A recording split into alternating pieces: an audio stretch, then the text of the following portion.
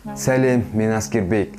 Біздің көнжемізде көптеген серіктер бар, бірақ олардың ешқайсысы біздің жер серігіміз Ай секілді бізге өте маңызды рөл ойнамайды.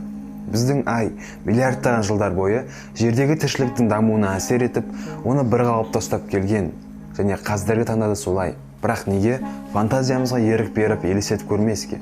Айсыз жер қандай өзгерістерге ұшырайды және Ай бізге қаншалықты маңызды?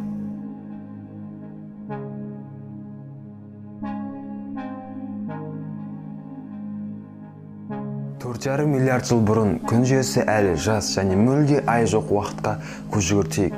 Ол кезде Ай болмағандықтан жер миллион, тіпті миллиард соққыға ұшыраған. Қазіргі таңда біз астероидтардың құлаған орнын, яғни кратерлерді біз көп байқай бермейміз, себебі Ай бізді ғарыштан келетін астероидтардан қорғауда. Барлығымыз Ай ненің әсерінен пайда болғанын білгіміз келеді. Көпшілікке танымал гипотеза ол біздің жерімізге Т атты протопланетасы келіп соқтығысқан.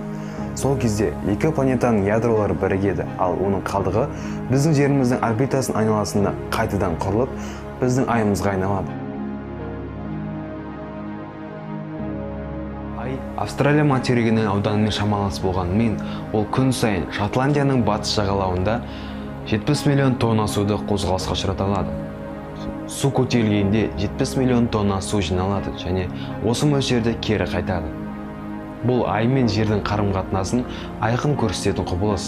Айдың тартылыс күші мұхит суын өзіне қарай тартып, шағын төбешік туғызады және Ай қозғалған бағытпен ол да орын алмастырып отырады. Судың көтерілуі мен қайтуы осы құбылыстың әсерінен болады. Бірақ Ай болмаса, мұхиттағы сулардың қозғалысы қалай өзгереді? Ай жоқ болып кеткен жағдайда, оның ізінен еріп отырған алып су массасы өз орнына түсіп, мұхит суының деңгейін көтеріп, адамзат тарихында болмаған алып цунами туғызады. Сол кезде жағалауда орналасқан барлық қалаларды су басып кетеді.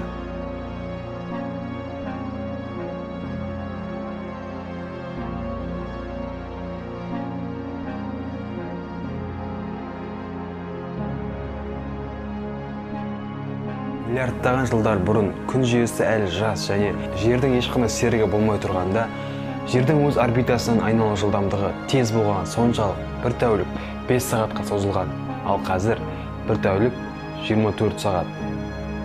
Содан бері жердің орбитасынан қозғалу жылдамдығы Айдың гравитациясының әсерінен азаюда.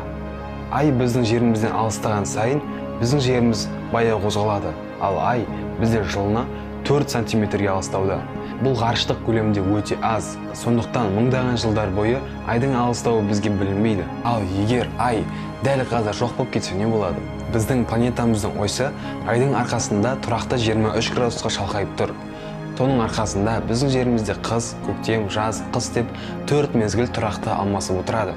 Ал біздің жерімізді тепе-теңдікті ұстап тұрған Ай жоқ болып кетсе, жердің ойсы 0 градустан 90 градусқа дейін тұрақсыз өзгеріп отырады. Соның кесірінен Антарктидадағы мұздықтар еріп, ал Сахараның керісінше мұздықтар басып, біздің жеріміздегі климат түбегейлі өзгеріп кетеді. Ал бұл жердегі флора мен фаунаның барлығына өзінің қауіпін туғызады.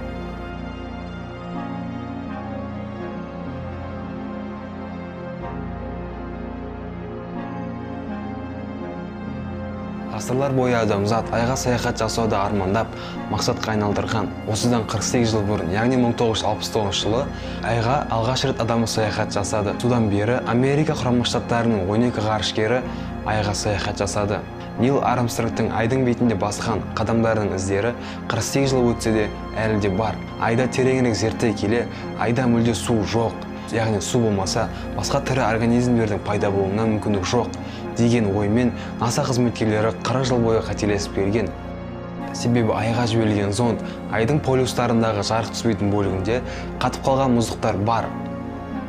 Негізі сол мұздықтарды оттекке және сутекке бөліп, оларға химиялық элементтерді қосып, зымырандарға жанармай ретінде қолдануға болады. Ал зымырандарға қолданатын жанармай өте қымбат. Болашақта Айға тоқтап, қосымша жанармай құйып және оны станция ретінде пайдалануға болатын болса, онда бұл біздің болашақта ғарышқа жасайтын саяхатымызға біраз үлесін қосар еді. Егер сол мұздықтар шынымен қолға алатын болсақ, онда сол Айды біз ғарышқа жасайтын саяхатымызға трамплин ретінде қолдана аламыз. Ай бізге өте маңызды, тіпті ай болмаса бізде болмас едік. Біз болашақта басқа бөтен планеталарды қоныстай аламыз, бірақ оған тек еңбек және төзім керек. Сол үшін сен өзіңді дамыт. Егер осындай сапалы әрі мағыналы видеолардың көп болғанын қаласаң, осы видеоға 3000 лайк жинаймыз және каналға тіркелеміз. Бізбен бірге бол. Әрине өзіңді дамыт, оқы, үйрен, шаршама. Сізден болған мен, Аскербек. Сау болыңыздар. Пока.